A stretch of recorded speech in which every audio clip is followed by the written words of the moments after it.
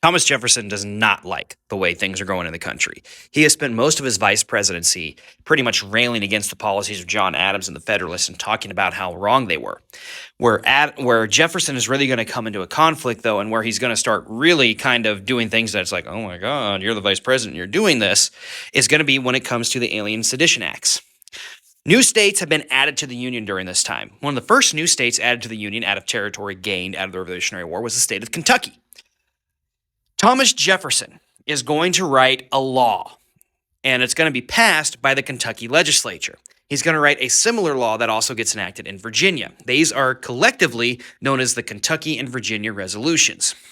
In these resolutions, it states that individual states have the right to nullify or completely cancel any federal law that they disagree with. Now, nowhere in the Constitution do states have the rights for nullification.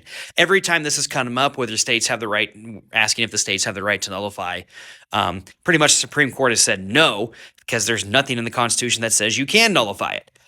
There is some belief that under the amendments that like power is reserved to the states, and since it's not in the Constitution, you can do it. It's a loose constructionist view of the Constitution if that exists at all, but it doesn't exist. There's a reason the Constitution also says that the Constitution is the supreme law of the land.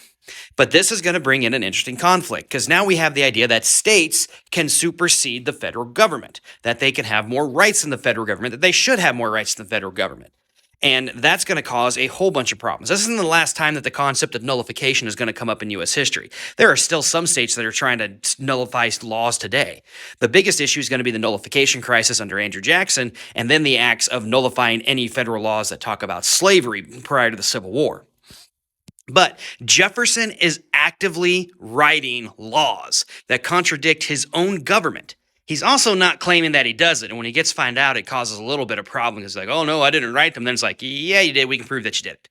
So Jefferson and Adams are not getting along. Jefferson is outright telling states to ignore the rules of the federal government.